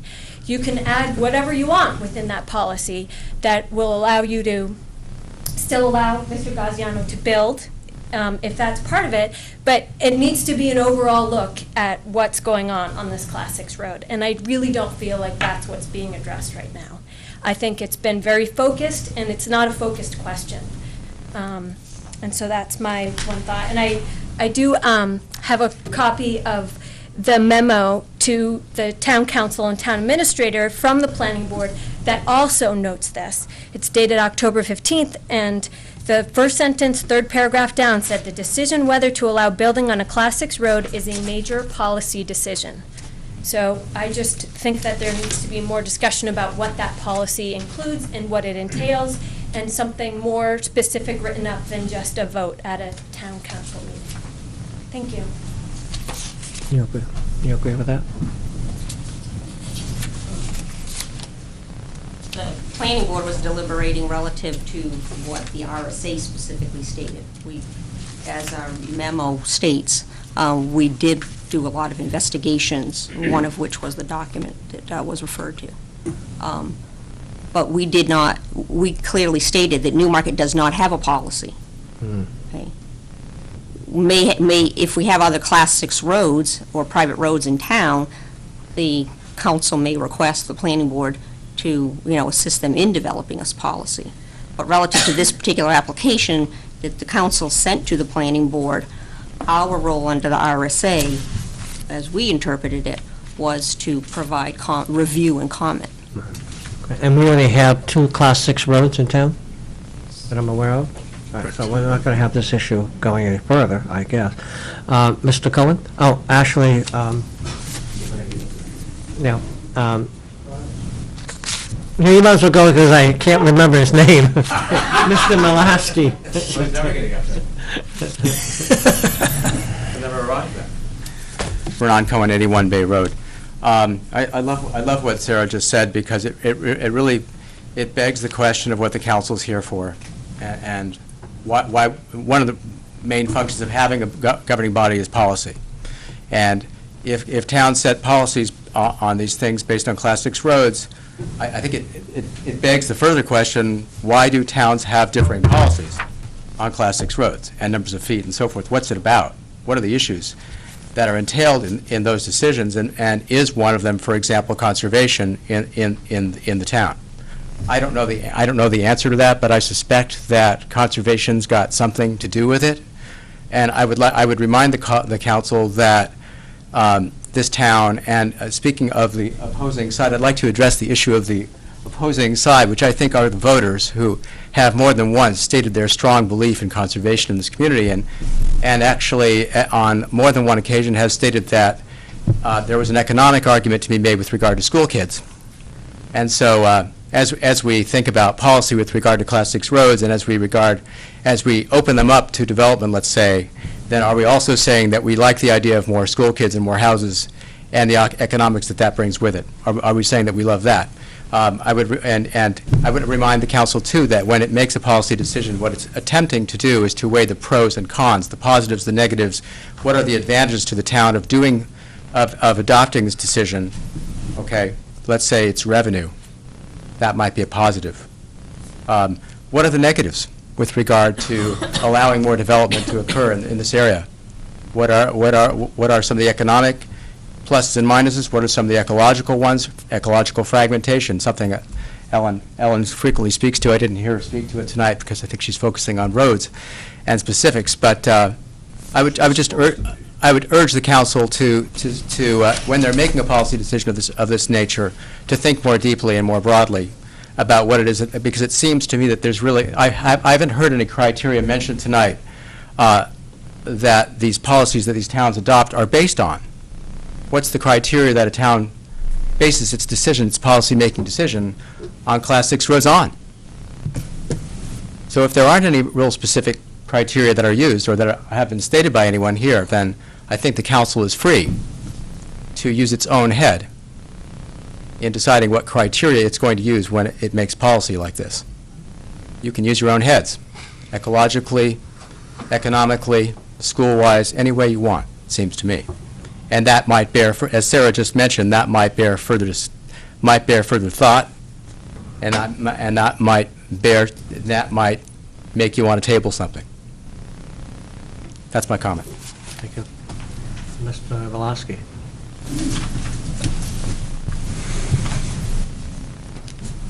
I just wanted to let you guys know that before Chris bought the property, he called me, he talked to Dan, and me and Dan talked, and I told him, I said, well, the town's done it on Hershey Lane, so I don't see why you wouldn't be able to do it here.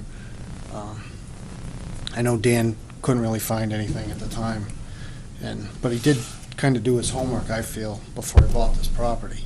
And then he purchases it, and all these other things come up. So I just wanted you all to know, this is what I told him before he bought the property, that I didn't foresee that I couldn't give him a driveway permit to build on that particular lot. And I believe that same conversation happened with Dan, because I know me and Dan had a conversation. But the other place you could do it's already been done, which is Hershey. And what's left at Hershey, you just can't do it. It's not going to happen. There's only, like they said, there's only 2 lots out there. It's Chris's lot and Tucker's lot. And that's it. You're not going to... So I just think there's an awful lot of energy for this. And the only other thing I want to say is for a Class 6 road, it's actually in pretty good shape.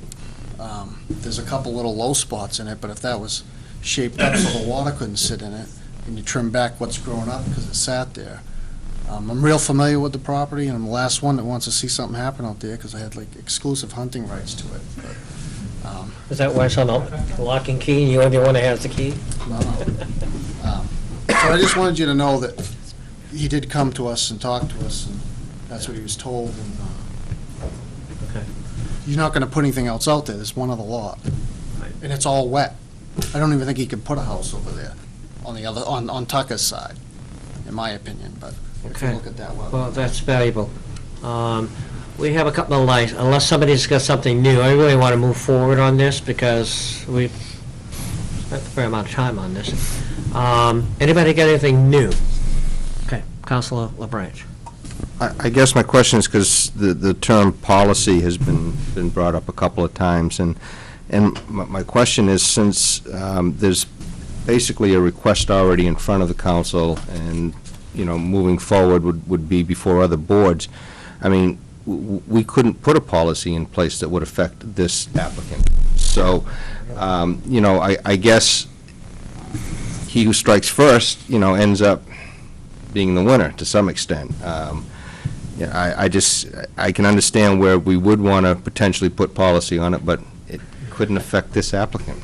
And we only have 2 roads. If we were like other towns at 5, 6, 7 roads and started seeing this happening, that would be different, I think, also. Councilor Pulaski, you had your light on. On the, Something new? yes, it's on the question of policy. In your estimation, Mr. Mulaski, what is the potential of having more Class 6 roads in town? I'm unaware of any other. No, not that there are now, but possibly in the future, any to be constructed. I don't think you can do that, can you? You can't build one. You can't Okay. create them now. Yeah. Okay, that answers my question. Thank you. Councilor Fox? Ms. Sheldon related the 1C stating, once we have authorized building on that, the issuance of building permits for the erection of buildings in said class highway will be a portion. In other words, they're stating that once we give him a permit, Tucker could come in and build his. But if you read further down, it says comments to RSA 67441. And there's a few things, but it states, note that municipalities are not required to allow building on a Class 6 highway. Even when building is allowed on Class 6 highway, subdivision will generally be prohibited.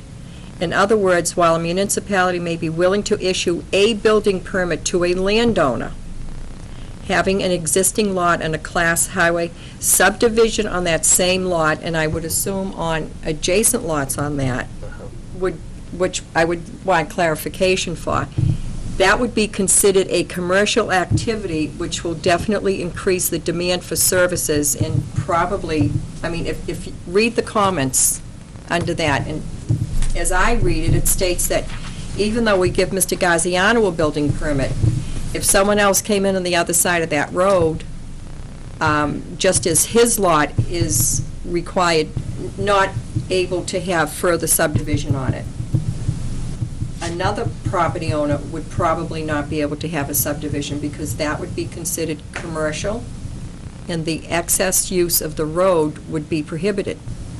I mean, we can issue something just for his lot without having a concern that the road would become overused for other developments, and Well, that's what we're dealing with, is Yeah. just his issue, right here, now. If somebody else but wants to... everyone keeps mentioning that it could open a Well, Pandora's it box. can. It possibly But can. if you read the comments to this, as I read it, it doesn't have to occur. That's how I read Okay, I that, see those what you're comments saying. on there. Right. All So right. I don't think that should be a concern, we should just be concerned about his. My 2 cents. I think we've heard the public here.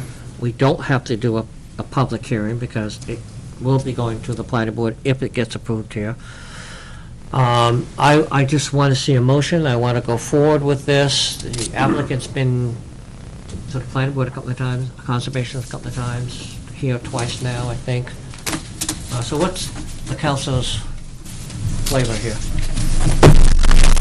My personal thought is make a decision tonight. See, I'm sorry. Go ahead. So, to clarify, we cannot make a policy in regard to this matter now. It has to be just as it's put before us, which is to allow the building permit on Neal Mill Road with no other stipulations for the most part. Well, we can refer to this, but as Ms. Shelton has alluded to, is a lot of this is going to be addressed at other various boards.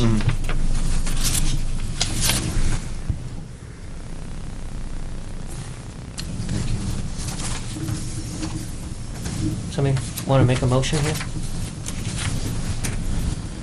Go ahead. Is to not have a negative motion. My motion will read, to allow,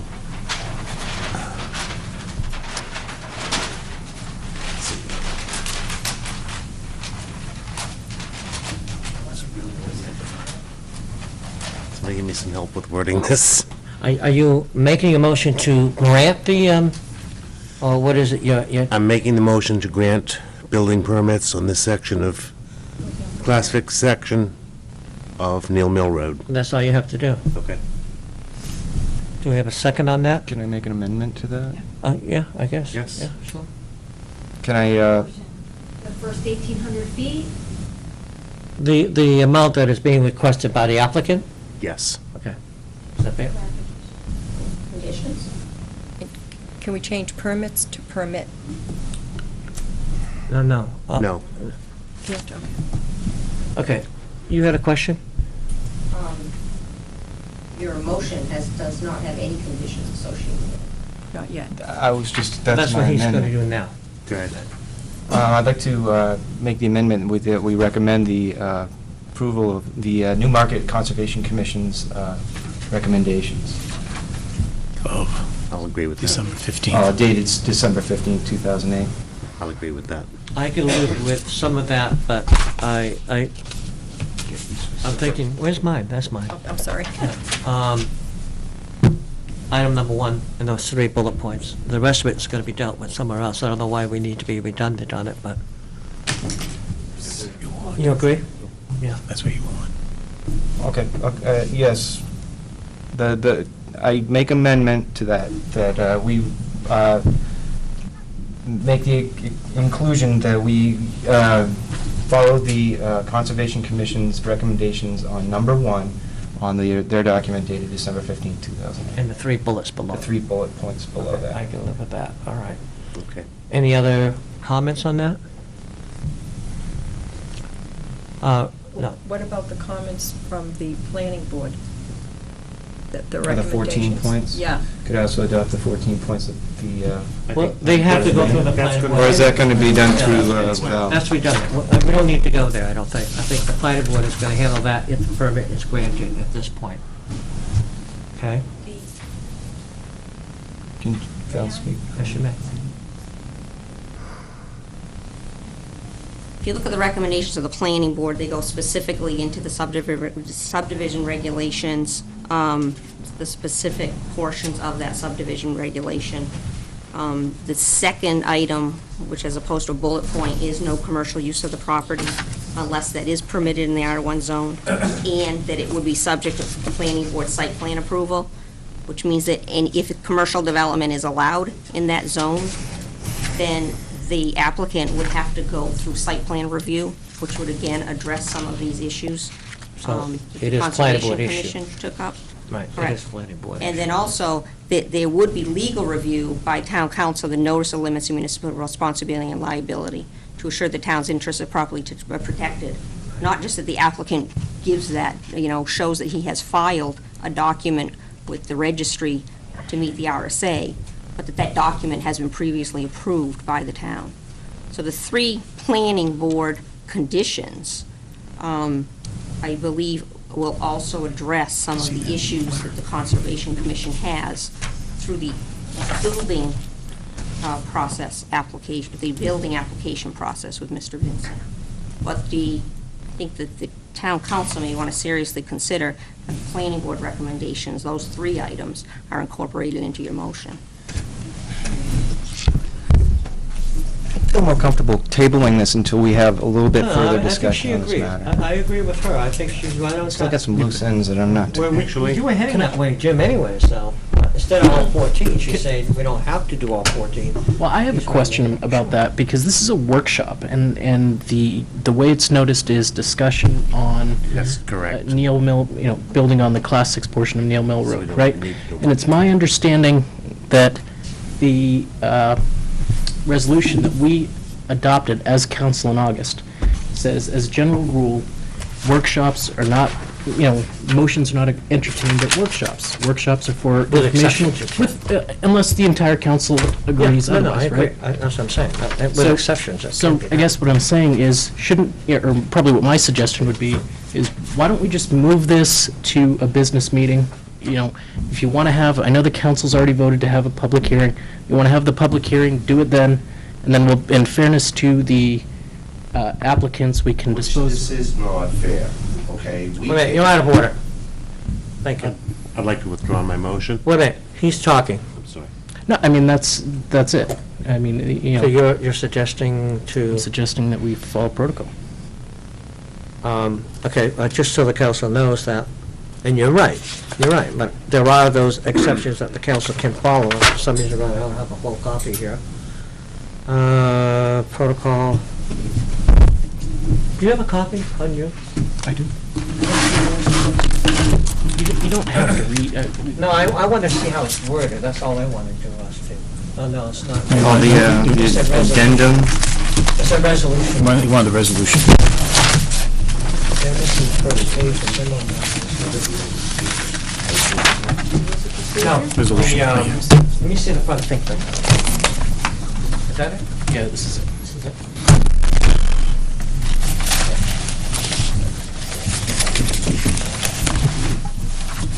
No, this is not it. Is that it? Do you want my hand up? Turn that back.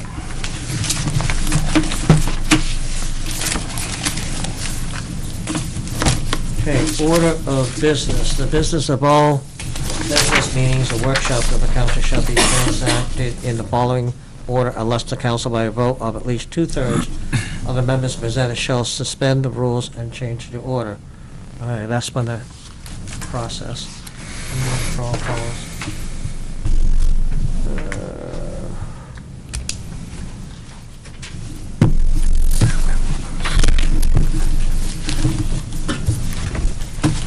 Can I quote from the resolution that, this is Resolution 2008-9-4, addendum to Resolution 2006-12. Section 6, Meeting Protocol.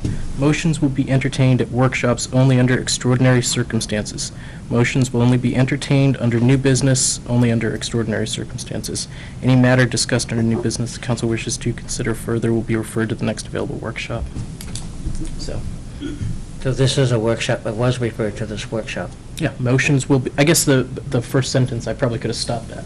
Yeah. Motions will be entertained at workshops only under extraordinary circumstances. Right? And, okay, you're right. However, do I find this is to be somewhat extenuating? Yeah, I do, because this applicant's been here a couple of times. He is. and I agree. It's getting to the point where, we gotta, it's not really our responsibility, but he does have an attorney here that's paying money for this, and he's been here multiple times. We had a motion on the floor, and it was moving along fine. And so you brought up a good point. She clarified it, so when you don't really need all 14, just include the 3 in your motion, and you can move forward with that. I just feel that there's information that's been brought forward, and I'd like to, look this over Okay. further. I mean, What there's, information, Jim? well, as far as us, developing a policy, I know we can't do that in regards to this instance, so- but it's up to you guys. I feel like we should table it and give it some further consideration, but it's up to you. And I'm not trying to impugn your authority, I was just reading No, no, I that know because you I weren't. could tell No, he no, was no. having issues, and I wanted to at least make it clear that if he has issues, Yeah, I'm just concerned that we prolonged it, what are we really going to, what other information are we really going to get? We already know that we can't do anything as part of a resolution or rules or changing anything at this point because the applicant's already here. There's only 2 roads in town. We've gotten very good testimony from everybody we have this information, like I said earlier, there's never, ever been anything on the agenda that's gotten this much detailed information that I have seen. And I applaud the people who did it. I'm not criticizing. So I don't know what other information is out there, and I want to be fair to everybody, but I want to be fair to the applicant too, as well as everybody else has had the chance to speak. So I would say my suggestion is to move forward with the motion, because I don't see, nobody's convinced me yet of something new they want to bring to us. So, Counselor Pulaski, where are you with your motion? I'd like to withdraw my approval of the amendments to my original motion and leave the original motion as stated originally. Which is? To suggest, to approve building permits on the Class 6 section portion of Neal Mill Road. You want to add yours? Let's see if it's approved. Are you saying that you will not accept I will any? not accept amendments to that. You can't. I don't You- think. you- you- yeah, you- No, wait a minute. First of all, I don't think you cannot say that you Yeah. will not accept. It's the council that will determine to whether. It's my motion. It's my motion. Is that right? Yes, you can't say, I won't accept the motion, because if anybody wishes to make a motion, or an amendment to it, they can do that. Okay. You know, I don't think in the rules of U.S. history, somebody can get up and say, I'm not going to accept the amendment. But So- he's amending a motion I'm making, so I guess I'll just withdraw the motion then. You're going to Withdraw the withdraw. motion. All right, so the motion's been withdrawn. Somebody want to make that motion? I would like to make a motion to approve the use of the Class 6 Neal Mill Road, a building permit for the use of the Class 6 Neal Mill Road, with the conditions from the letter from Newmarket Conservation Commission dated December 15th, 2008. Item, It was item 1 with the 3 following bullets. and do you want to add the 3 conditions of the planning board? Excuse me, just that, we've never got the December 15th letter that you're talking about, so we don't know what number 1 is. Can I clarify something? There's some confusion here. What the Conservation Commission did was just, we said in brief, so we didn't just want to rewrite it. With those 3, that number 1 with those 3 bullets is exactly what Val is saying, so don't do both, Okay, except what she said, because that's what the commission was saying. to use All hers. right, This is the so recommendation. this Okay. letter's not going to be, Okay. okay. Number 3. So use Okay. the 3 from, so I'll amend my motion to not use the Newmarket Conservation Commission information from December 15th, 2008, and to use the information from the Planning Board Dated October 15th, right? dated October 15th, 2008. Is that right? Okay. Now, discussion. Councilor No LeBranc. second on No it. second. Oh, I'm sorry, no second. Is that what you wanted to do? Well, I'll be willing to make a second with an amendment, just making it site-specific for Mr.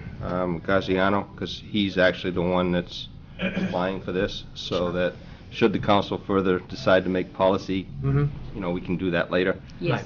That makes sense. Accept that amendment. Okay. Then I'll second. All right.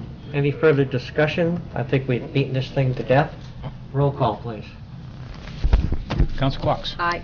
Counsel Bergeron. Aye. Counsel LeBranch. Aye. Counsel Pulaski. Nay. Councilman Utelli. Aye. Chairman Glennon. Aye. Motion passed with one nay. Thank you, folks. All right, moving on. It's council wants to take a break. We're only on item number 3. 5 minutes? Okay. Please. Oh, goodness. We're gonna have to stuff in the car for you.